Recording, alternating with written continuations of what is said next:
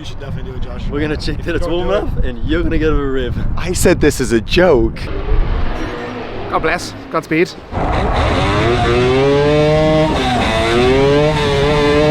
G'day guys! No, I'm not sure I can get away with that. We are here at the final stop of the LZ World Tour, and along with showing you guys loads of other stuff that's happening today, I am almost sure you guys will have seen an RX7 6-rotor that was a kind of stripped down project looking car doing rings on a skid pad.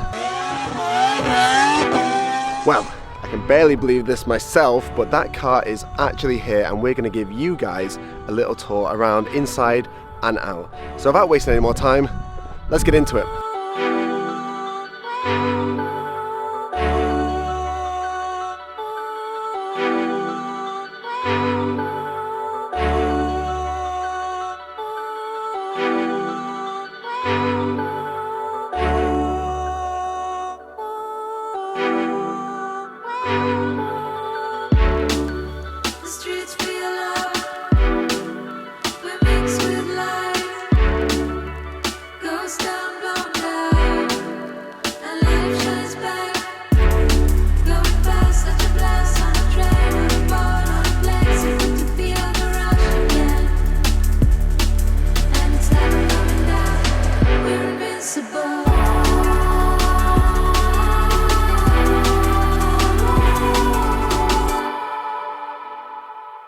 Okay, so before we get into the car that I'm sure you guys clicked on to see, I'm going to give you a quick walk around the pits at some of the more unique things on these drift cars, because there is a lot, and over the next few videos we're going to be covering the show cars, drift cars, style cars, all that sort of good stuff, so we're splitting it amongst the videos. But first, I just want to show this crazy car.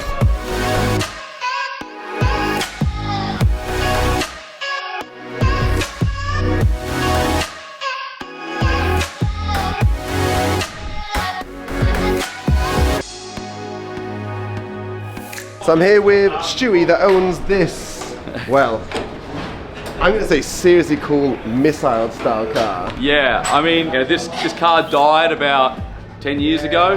Engine blew up. I got another car and this just sat there, and everyone's kept asking me when it's going to come back, and so we decided this is the event for it. There's a lot of weird and wonderful stuff on this, but I've always approached drift in a way that, you know, there's so many proven things to do, but we're still such a new sport that there's all this cool new stuff that you can actually do and try that people say, oh, you can't do that, but it works.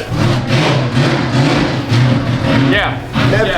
Never seen this before. Yeah. So I mean, probably start with, you know, it's all billet knuckles. So everything you're seeing in here, all the steering, this is stuff I specialise in. In that process, I started making my knuckles a dual caliper capable. On the front. On the front. Yeah. So again, absolutely bonkers. Yeah. You jump in here, you'll actually see how it kind of all works. So forwards is the front brake, the single isolated one, and back is your regular handbrake. So basically the idea is instead of left foot braking, you just push forward on the handbrake and it just grabs the fronts. Just the fronts only.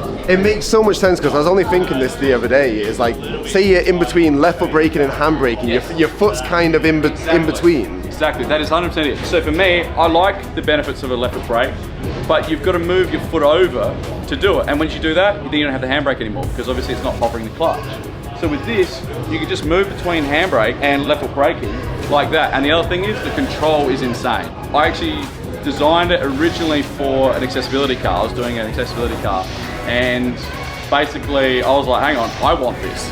I'm doing this for a guy that couldn't use his legs, but I'm like, I want this, and I've got legs, but I still want it. That's crazy. So like, not made for this, but then it's like a happy accident for like, yeah. It almost be like a different driving style. You got to learn like a new technique to drive, and it's crazy.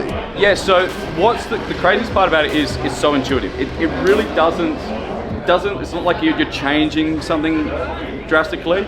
You're just like adding it in. You're just like, oh, I try this, and it doesn't take long to get used to it. It's incredible, definitely something to think about in the future that I definitely want to try. But I'm going to leave you to it, get your car ready for this weekend, and good luck, dude. Pleasure. Hi, so I'm down here with Mitch, and please explain what this is. This is just our basic seat time car. Basic? It's got an engine coming out the hood. She's not really basic. It's obviously S chassis. Most of that stuff's normal comp car sort of deal.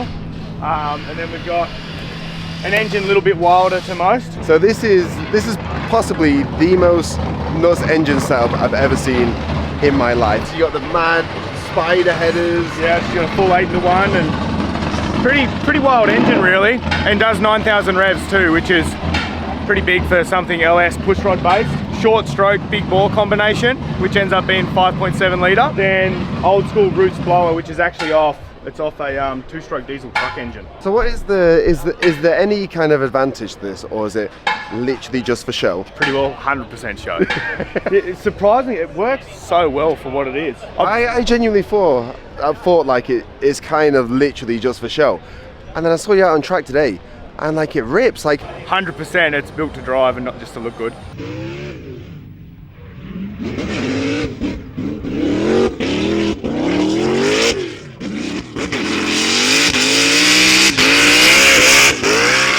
Can you just put the bonnet down just so I can see through the window of what you would actually be seeing? Like, honestly, literally, it goes past the visor. That is... There's a bit of vision missing there. Bit of vision missing, but like, this is like, I don't know, I love like, is this dog box as well? 4-speed dog box, winter's quick change, all the normal comp car stuff. I built it to be competitive so it can run with comp cars, but just to stand out and have a ball in really, just fun. As far as a, you would say it's a party car then, essentially? Yeah, like a fast party car, I guess you could call it. Yeah, this is the most extreme party car I think I've ever seen, and just to make it even harder to see out the windscreen, you have two, are they the exhaust out the bonnet? Yeah, so at night, we're not doing any nighttime stuff, but at night time when it's close to limiter and stuff, there's like a blue flame about that high. Then when you back off, it's up over the roof. Right, you guys definitely do it different over here, but I'm just going to put that out there now. Cheers, thanks a lot for showing me around. No dramas, thank you. So we have all the guest cars here. We're not going to cover this in this video because of the previous video we went through them, and also over on their content they'll be featuring and giving you more of an insight to what's going on there. But for this video, like you saw in the thumbnail and at the start, we are going to be focusing on the amazing sound and amazing build that is the 6-rotor RX7 FD.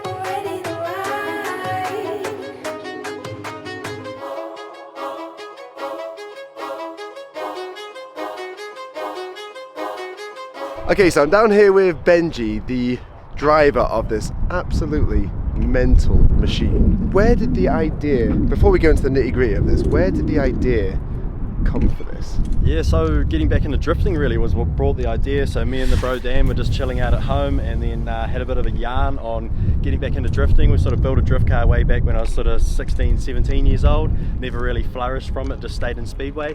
We're on Marketplace, Facebook.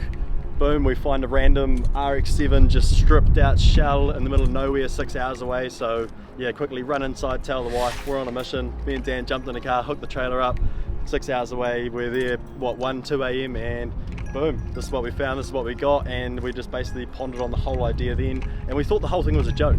We literally was just thinking that this is just like a fun chat for us to go for a roadie and back. And then coming from it, we stuck to it. So yeah, 6-rotor.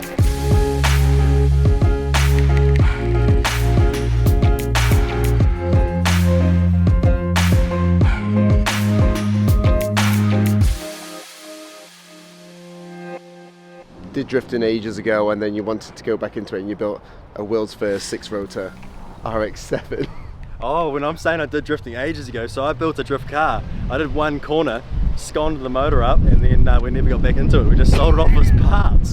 So I never did any drifting. Honestly. There wasn't much drifting that went on at all, but I called myself a drifter. So you've gone in pretty pretty heavy in this then now, I see. Right, where do you want to start in this crazy machine then? Go to the rear. Let's go to the rear. Let's go to the rear of the car. So this was obviously a ground up build. Yeah. So the whole car was built from William Humphreys, which is HSP Steel and Performance. So he's taken care of all fabrication from roll cage right the way through to every bit of the steel work, the geometry, suspension, just everything. So parts were all chucked his way, and he took care of that. And then it was me really just with vision and sort of ideas and delegating it to everyone. It wasn't actually my hard work. Sort of was up here on delivering it in a short time frame, because we sort of got the build done in 10 months.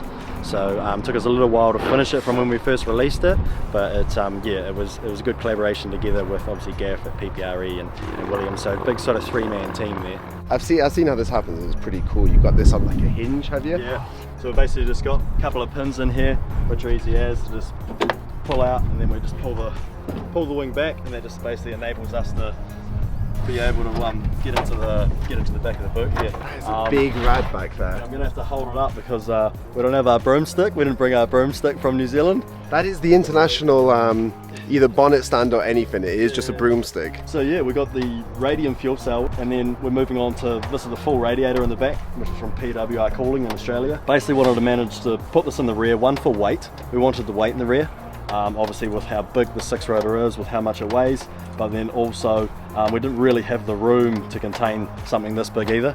So putting it in the rear sort of definitely made sense. We had a couple of big fans underneath it, and then we've got some water sprayers. Yeah, I was going to mention the water sprayers.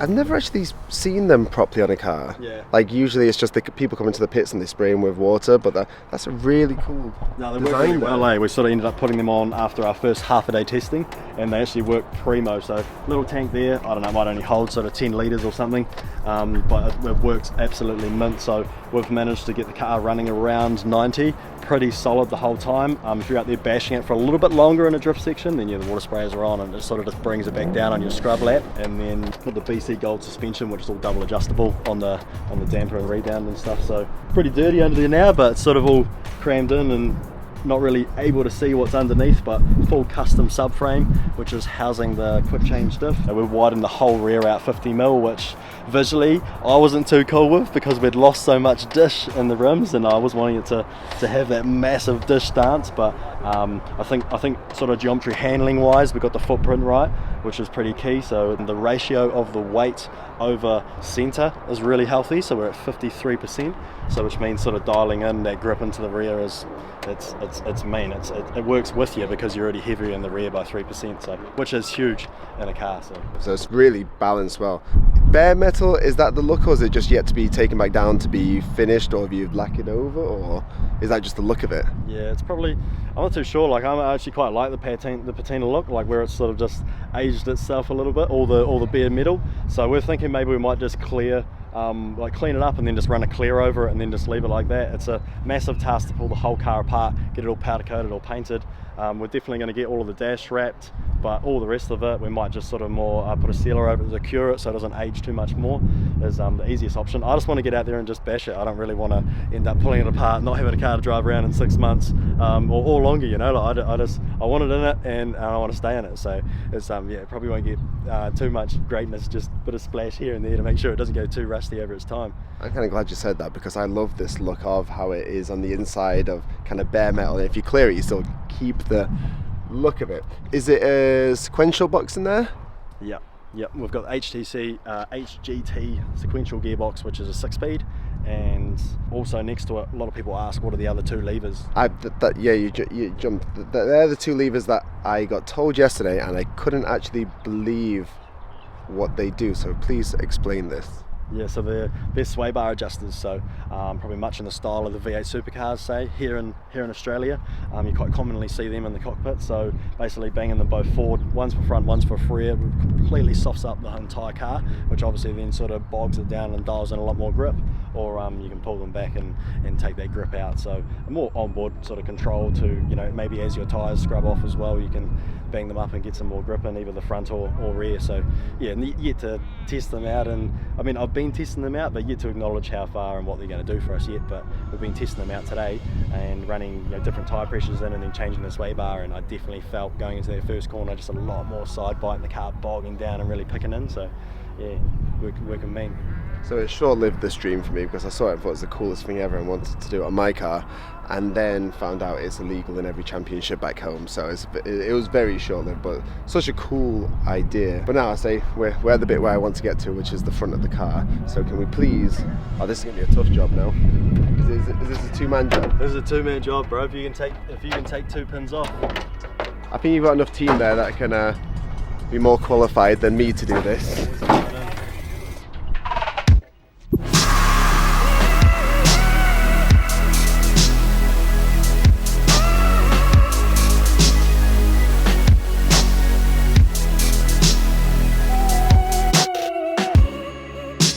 This is the beast of the 6 rotor. So you can confirm that when you say something like this on the internet, someone always proves you wrong, but this is the first 6 rotor rotary. The first 6 rotor bullet engine. So there has been, I believe, 3 others in the world. Probably not much knowledge around them or who gets to see them, which was the biggest point why we wanted to build a 6 rotor and put it in a drift car, is we wanted to bash it all day, every day, get everywhere and anywhere we can, and showcase that this is a reliable motor and it will sound insane and it will deliver what needs to be delivered. That's exactly sort of where we're working with it at the moment as well, so we're chuffed. Like, it just sounds absolutely bonkers. Like, obviously 3 rotors sound incredible, and I feel like when you're at half revs on this car, it's kind of like, oh, you're at the peak, and then it almost like doubles to like this high-pitched F1 sound that's just incredible.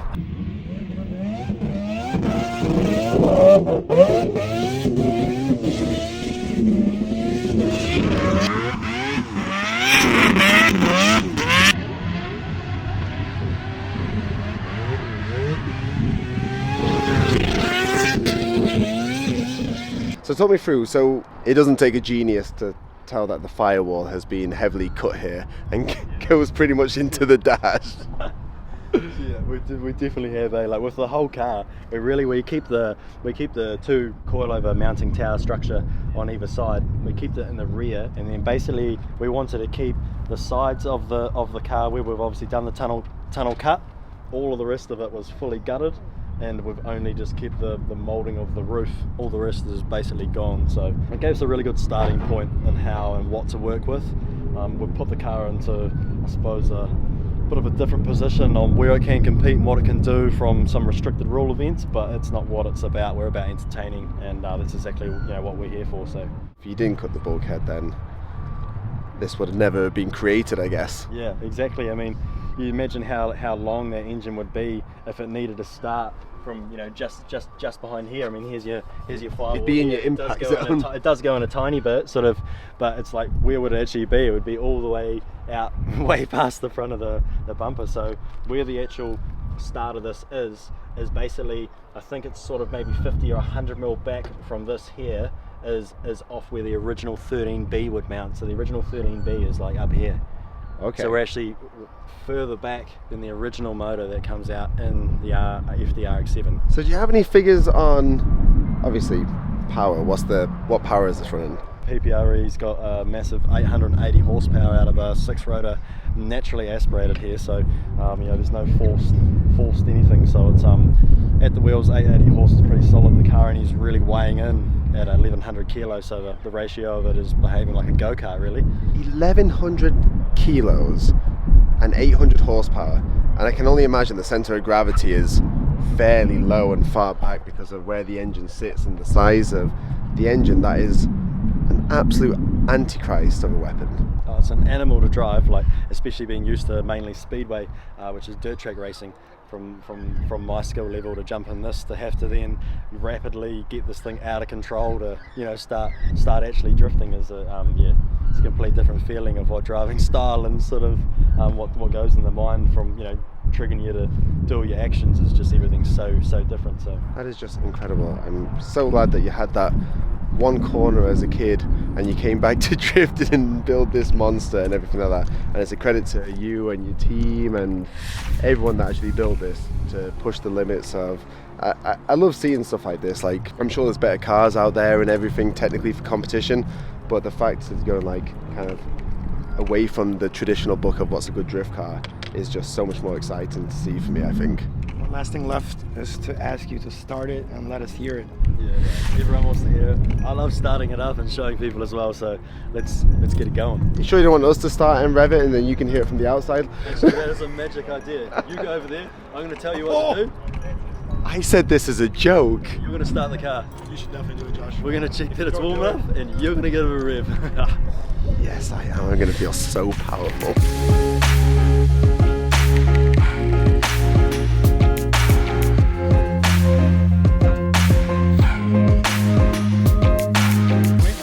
I will say before I do anything, the handbrake with the cylinder on the inside is Tidy. a very nice touch. I love those little touches. Let's do this quick before he changes his mind. Alright. Thank you. How things have switched around now. Right, so I can start? Yep, get into it.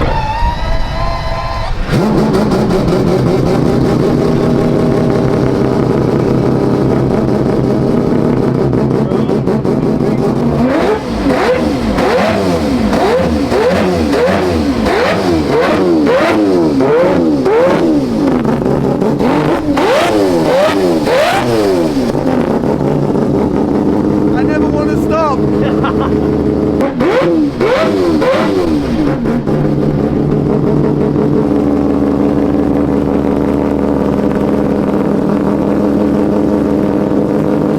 I'm not sure I should thank you for that because now all I want in my life is a fixed rotor.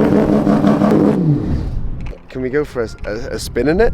Yeah, for sure, we can go for it. Let's chuck some gear on, and you're on the other seat this time though. You are not in my seat. That is where I'm going to be, and I'll take you for a jam around the track. You sure you don't want me to drive? I'm triple double sure, bro. The little revvy freaked me out. Freaked me out as well. Right, let's go for a spin. Okay, so the guys just warmed that up before I'm able to get to my passenger spin, but just before I jump into the car, I just want to remind you guys that the Drift Game sale is still on, and we still have a few little LZ goodies from previous tours that we're going to be throwing into all the orders until we've, well, run out of them. So if you jump onto the shop at driftgames.live, you can check out all the range and all the deals and everything that we have for sale. But now I've got to, well, instead I've got to get a race suit on, which is a little bit different to every passenger spin, but this isn't just like any other car, so I guess I'm gonna suit up, boot up, and go for a spin. Suited and booted, yeah, ready to go in this incredible car. Also, big shout out to SP Tools. They're actually from Australia, so they're from this side of the world. Supporting us, supporting these guys, and honestly, best tools in the game. God bless. Godspeed. Not yet. Oh wow. This is Comfy, Josh. well, we're in anyway. It's an experience. Oh god. Can I do the honors again and start it? Yeah, you can start it.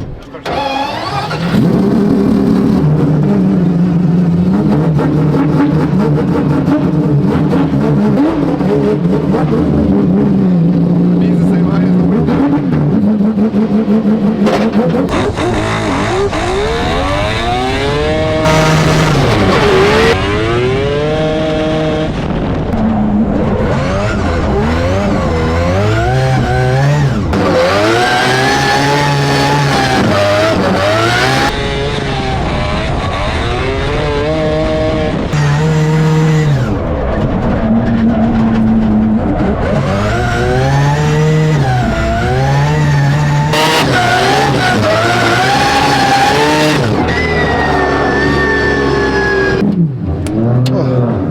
Oh my god, getting out of this car now. It's not so good. Hey, Benji, or Big Bed as they call him, that's your nickname. Big Bad. Big Bed. Thank you so much for taking me out on it, and what a machine it is. And I hope to see this car and you in drifting more often. Yeah, sweet man. Yeah, dude, thank Awesome, you. bro.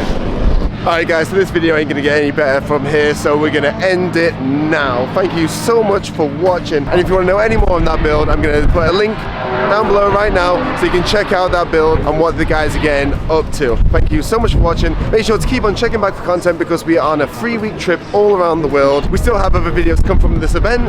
It's getting hectic, it's exciting, it's exhausting. We're gonna film and keep you guys along for the ride. So catch you guys in the next one.